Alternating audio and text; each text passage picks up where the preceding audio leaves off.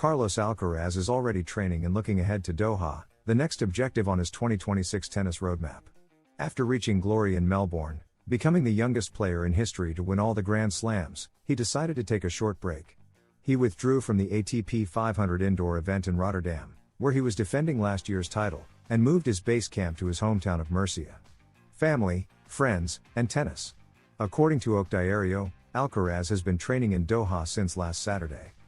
His debut, against Rinderknecht, is expected to be next Tuesday the 17th, which leaves Carlitos facing a schedule without rest. It is worth noting that the tournament runs from Monday the 16th to Saturday the 21st of February, when the final will be played. Debuting on Tuesday instead of Monday, as he did last year, forces Alcaraz to play 5 consecutive days without rest if he reaches the Doha final. Alcaraz's hypothetical path to the final, where he would presumably face Sinner, is far from easy. In the next round, he would meet Valentin Royer or a qualifier, Wednesday the 18th, in the quarterfinals, Thursday the 19th, the powerful Kachanov, in the semifinals, Friday the 20th, Medvedev or two-time tournament champion Andrei Rublev, and a potential final against Sinner on Saturday the 21st. 5 days without rest for Alcaraz in Doha. Alcaraz arrives in Doha feeling liberated. When Djokovic's forehand went long, everything made sense for Alcaraz. He dropped onto the Rod Laver Arena and lay there with his arms open.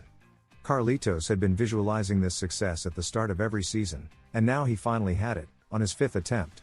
At the most crucial moment to maintain confidence in himself. This came after his abrupt split with Juan Carlos Ferrero, with Samu Lopez now serving as his main coach. The uncertainty was evident. Alcaraz placed his trust in Samu and is fully committed to him. He is one of the best coaches, if not the best, he said during his time in Australia. Doubts about his immediate performance with a new coach quickly emerged. Public opinion, largely unaware of Samu Lopez's deep knowledge of the circuit, criticized harshly. Samu's career has been built quietly with great dedication. Speculation about Carlitos dominated debates and media headlines. With his triumph in Melbourne, Alcaraz has freed himself from that noise as well. I remember the people who said I wouldn't make it, who thought I would come to Australia and not get past the quarterfinals and wouldn't play good tennis. I remember those people. It sounds ironic. I should be thinking about my people, but that mentality is with me now. I came here not to tell everyone I'm capable, but to prove it to myself. I came here with excitement and that's what I should focus on, but the first thing that came to my mind was that, he said, already holding the trophy.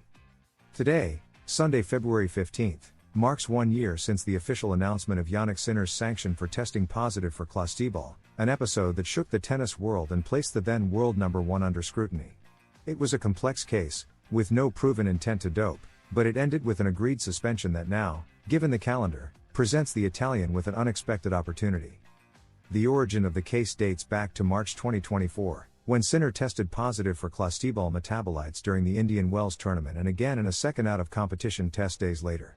Clostebol is an anabolic steroid included on the World Anti-Doping Agency, WADA, prohibited substances list. From the beginning, the players' camp maintained that the substance's presence was accidental. According to the version later accepted by anti-doping authorities, clostebol entered Sinner's system through transdermal contamination via a spray used by his physiotherapist during treatment, without the player's knowledge. An independent tribunal of the ISHA, International Tennis Integrity Agency, initially concluded that there was no fault or negligence on the player's part and decided not to impose a sporting sanction, although the points and prize money earned at Indian Wells were withdrawn. However, the case did not end there. WADA appealed the decision to the Court of Arbitration for Sport, CAS, arguing that despite the lack of intent, the World Anti-Doping Code establishes the athlete's responsibility for any substance present in their body. Before the hearing took place, both parties reached an agreement. On February 15, 2025, a 3-month suspension was officially announced, retroactively effective from February 9 to May 4. WADA acknowledged that Sinner did not seek a competitive advantage but defended the sanction as a strict application of the regulations. A shocking message from a former tennis player reveals the split between Alcaraz and Ferrero. A month and a half after the high-profile breakup between Carlos Alcaraz and Juan Carlos Ferrero, and with an Australian Open title in between, opinions continue to surface about the end of the relationship between the Valencian coach and the Murcia-born player. These opinions have intensified due to how both managed the separation. Ferrero's appearances in certain national media outlets during the Australian Open, where he left open the possibility of a future with Jannik Sinner, were heavily criticized. Meanwhile, other voices, such as Tony Nadal's, expressed surprise at the absence of public words from Alcaraz, after winning in Melbourne, acknowledging the coach who guided him for 7 years. The latest to weigh in is former tennis player and current commentator Feliciano Lopez. In an interview on the podcast El Cafelito, he shared his view on the end of the partnership. Feliciano Lopez and his opinion on how the breakup between Carlos Alcaraz and Juan Carlos Ferrero was handled. It seemed premature to me. I felt that Alcaraz still needed Ferrero a lot, although I knew he is so good that he can keep winning on his own. The proof is that he went to Australia and won the Australian Open, said the current director of the Mutua Madrid Open. Regarding how both handled the separation, Lopez believes that everyone is different, everyone handles grief in their own way. I think Alcaraz remembered Ferrero because he is infinitely grateful for everything he did for him, but he didn't do it publicly. To conclude on this complicated issue, the Toledo native pointed to time as the best solution. There's a lot of noise around, and when a relationship is that intense, a little time will be good. Having addressed the Alcaraz-Ferrero topic, Lopez spoke about his own playing era, which coincided with 3 of the greatest players of all time, Novak Djokovic, Rafa Nadal, and Roger Federer, and he took pride in it. We played in the best era in tennis history, and no one can take that away from me. Playing against Djokovic, Rafa, Federer, Murray. If you faced Djokovic and played the match of your life, the next day Rafa was waiting, then Federer the day after, recalls the winner of 7 ATP titles. He also addressed a topic currently under discussion, comparisons between the Big Three era and the current dominance of Carlos Alcaraz and Jannik Sinner. Saying that 10 years ago was the best era in tennis doesn't take anything away from current players like Alcaraz or Sinner. When people talk about different eras in tennis, you're not taking credit away from anyone by saying the recent era was the best and most competitive, Lopez concluded. A shocking Doha draw that has benefited Carlos Alcaraz. Stay until the end to learn all the details. The Doha draw brings surprises, Sinner with a difficult path, Alcaraz with a favorable bracket. The French players are looking to make the most of their opportunities. 2 weeks after the Australian Open final, the top duo on the ATP circuit returns in Doha. The draw for the Qatari tournament, which has belonged to the ATP 500 category since last year, was held this Saturday. Sinner not favored. Carlos Alcaraz, eliminated in the quarterfinals last year, will begin his week against Arthur Rinderknecht. He was fairly fortunate in the draw, as he is in the section of Karen Khachanov, who is far from his best form at the start of this season. In the lower half of the draw, Jannik Sinner will have a tough start against Thomas Macaque, world number 31 and winner of the Adelaide tournament in January. He could also face another Czech in the quarterfinals, Jakub Mensik. As for the other seeds, defending champion Andrei Rublev will start against Jesper de Jong.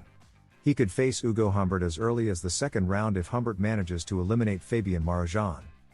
Rublev is in the same section as his compatriot Daniil Medvedev, who will begin against Zhengkang Shang. A clash with Stefanos Tsitsipas could take place in the next round. Finally, Alexander Bublik will play his first round against a qualifier, while Yuri Lehecka, last year's semi-finalist, will face Jenson Brooksby. Regarding the French players, Arthur Fils has avoided a seed and will have a good opportunity to pass the first round against Kamil Mierzik. Giovanni Mpchi-Perricard has drawn Zizou Bergs, and Valentin Royer, still without a single win this year, will play against a qualifier. Tommy Paul has accumulated 5 consecutive defeats against the world number 1 and, during the Dallas tournament, admitted that he is happy not to have to face Carlitos. Carlos Alcaraz has become the bogeyman of almost the entire professional circuit.